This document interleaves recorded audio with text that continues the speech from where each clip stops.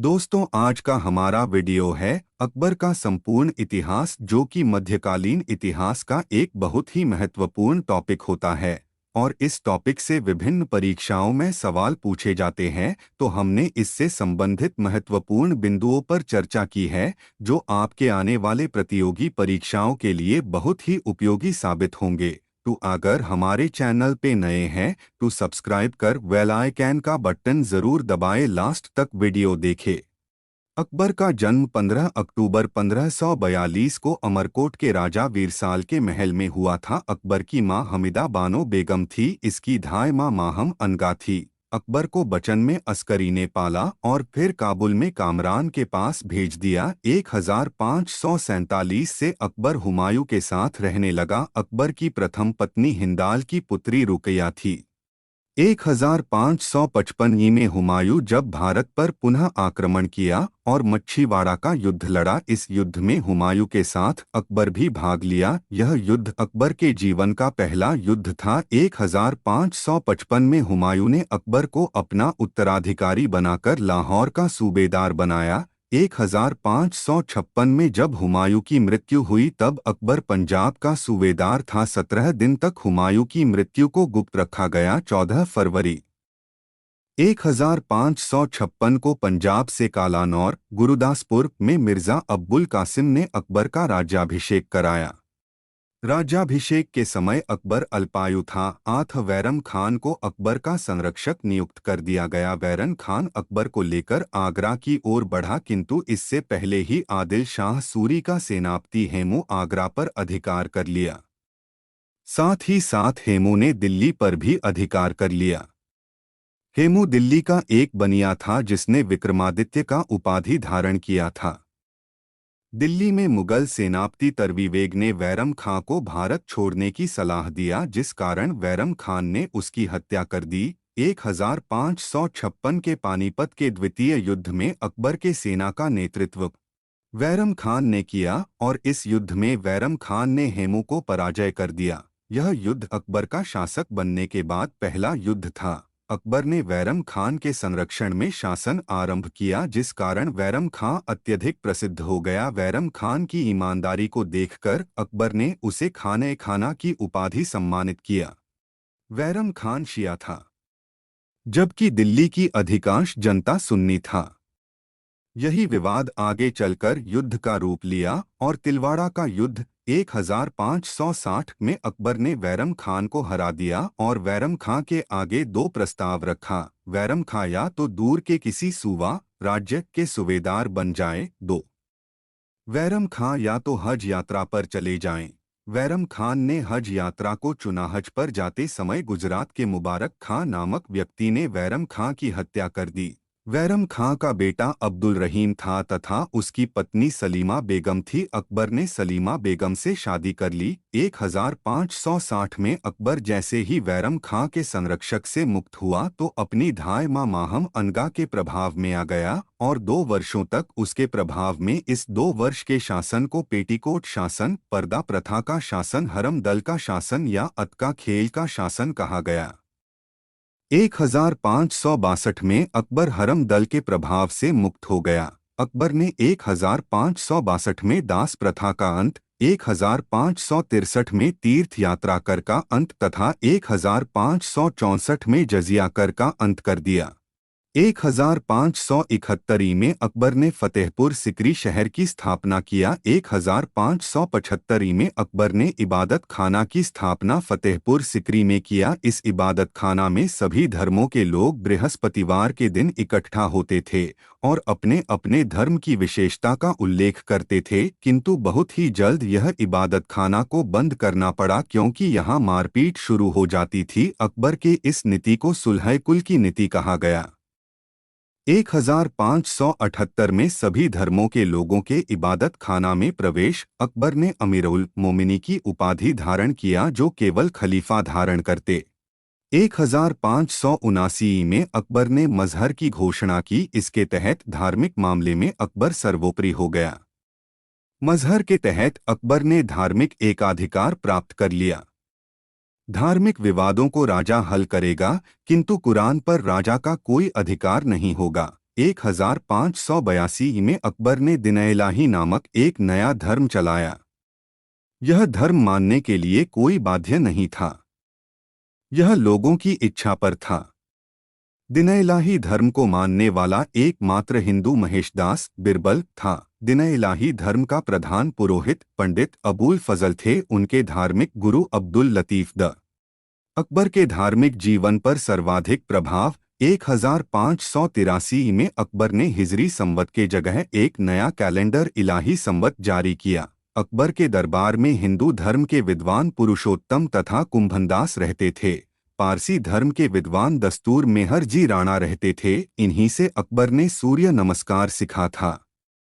ईसाई धर्म के एकाबीबी रहते थे। अकबर के दरबार में जैन विद्वान हरिविजय सूरी तथा जिनचंद्र सुर रहते थे। अकबर ने इन्हें गुरु की उपाधि दिया था। अकबर ने चौथे सिख गुरु रामदास को अमृत शहर की स्थापना के लिए 500 बीघा जमीन दान दिया। अकबर के समकालीन सूफी संत शेख सलीम चिश्ती थे। अकबर इनसे सर्वाधिक प्रभावित था। इसी कारण अकबर ने अपने बेटे का नाम सलीम रखा, जो आगे जाकर जहांगीर के नाम से जाना गया। शेख सलीम चिश्ती का मकबरा फतेहपुर सिकरी में है। फतेहपुर सिकरी शहर का वास्तुकार वहाउद्दीन थे। मुद्रा प्रणाली। अकबर ने रामसीता प्रकार के सिक्के चलाए। अकबर ने रुपया तथा दाम सिक्कों को भी निरंतर जारी रखा। 1 रुपया अकबर, 40 दाम 1 रुपया शेरशाह, 64 दाम। अकबर के समय वृत्ताकार सिक्का इलाही तथा आयता सिक्का जलाली कहलाता था। अकबर के समय भूराजस्व व्यवस्था, जाब्ती प्रणाली, भूमि के माप आकार के आधार लगान टैक्स निर्धारण व्यवस्था को जाब्ती प्रणाली कहते हैं। कनकूट प्रणाली, उपज के ध्यान में रखकर लगान एक निर्धारण व्यवस्था को कनकूट व्यवस्था कहते हैं। आईने धसाला, 10 वर्षों के औसत उपज को आधार मानकर लगान टैक्स का निर्धारण आईने धसाला कहलाता है। यह लगान निर्धारण की एक औसत प्रणाली है। इसका श्रेय टोडरमल को जाता है। अकबर के नवरत्न बीरबल, अबुल फजल, तानसेन, अब्दुर्रहीम, खाने खाना, मानसे, टोडरमल, शेख फैजी, हकीम, हुकाम, मुल्ला, 2 प्याजा। अकबर का सैन्य अभियान। अकबर ने सर्वप्रथम 1559 में ग्वालियर अभियान किया। 1560 में अकबर ने जौनपुर अभियान किया। 1561 में चुनार तथा मालवा अभियान किया तथा इसे जीतकर मुगल साम्राज्य में मिला लिया। 1562 में आमेर पर आक्रमण किया। आमेर की राजधानी जयपुर थी और आमेर के राजा भारमल कछवाहा राजपूत थे। राजा भारमल एकमात्र राजपूत राजा थे जिन्होंने अकबर की अधीनता स्वेच्छा से स्वीकार किया और अपनी बेटी जोधाबाई हरखाबाई का विवाह अकबर से कर दिया। वे अपने बेटे भगवान दास तथा पोता मान सिंह को अकबर की सेवा में भेजा। अकबर ने जोधाबाई को मरियम उज जमानी की उपाधि दिया। गोंडवाना MP की रानी दुर्गावती संग्राम सिंह की विधवा ने कभी भी अकबर की अधीनता स्वीकार नहीं किया। यह एकमात्र महिला थी जिसने अकबर का सर्वाधिक विरोध किया। 1564 ही में आसफ खां ने रानी दुर्गावती को पराजित कर दिया। अंततः गोंडवाना MP पर अकबर का अधिकार हो गया। 1567 में अकबर ने मेवाड़ अभियान किया। इस समय मेवाड़ की राजधानी चित्तौड़ थी और वहां के राजा उदय सिंह थे। मेवाड़ चित्तौड़ अभियान पूरा होने से पहले ही अकबर लौट गया।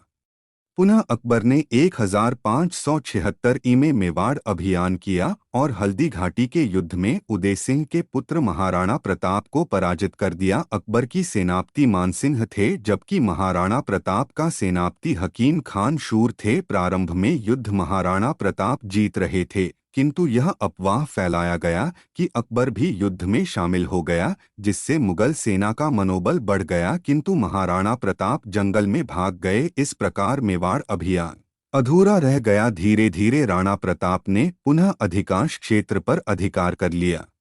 1572 में अकबर ने गुजरात अभियान किया। इसी समय अकबर ने पहली बार समुद्र को देखा था, खंभात की खाड़ी। यहीं पर अकबर पुर्तगालियों से भी मिला था। अकबर ने जब गुजरात को हराकर वापस लौटा तो गुजरात के शासकों ने अकबर की अधीनता मानने से अस्वीकार कर दिया। इसी कारण अकबर ने पुनः 1573 में गुजरात अभियान किए। यह अकबर का सबसे द्रुतगामी अभियान था। 9 दिन इसी गुजरात विजय के उपलक्ष्य में अकबर ने फतेहपुर सिकरी में बुलंद दरवाजा का निर्माण कराया।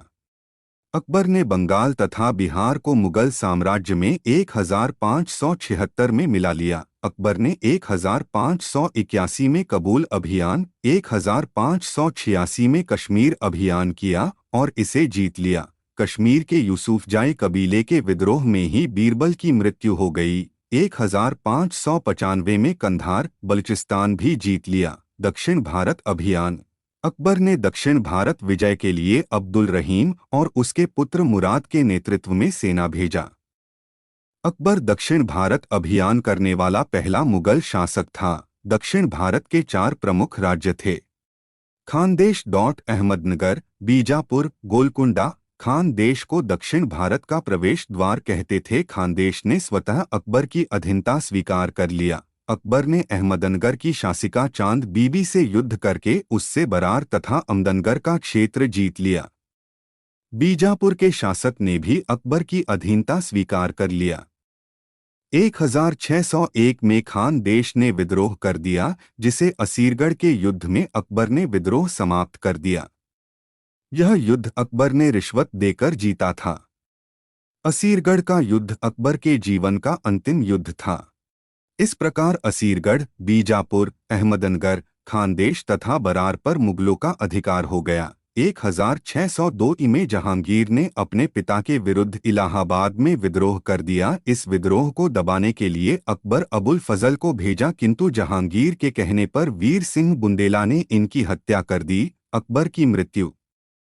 1605 में डायरिया के कारण अकबर की मृत्यु हो गई। रिमार्क: अकबर के गुरु अब्दुल लतीफ थे, जो एक योग्य व्यक्ति थे, किंतु अकबर निरक्षर ही रह गया। फिरोज शाह तुगलक FST को सल्तनत काल का अकबर कहा जाता है। अकबर द्वारा निर्मित किले: आगरा का किला 1565 ई, लाहौर का किला 1565 ई, अजमेर का किला 1573 ई, अटक का किला 1581 ई, इलाहाबाद का किला 1583 ई। वीडियो अच्छी लगी दोस्तों शेयर कमेंट सब्सक्राइब जरूर करें। धन्यवाद। मिलेंगे अगले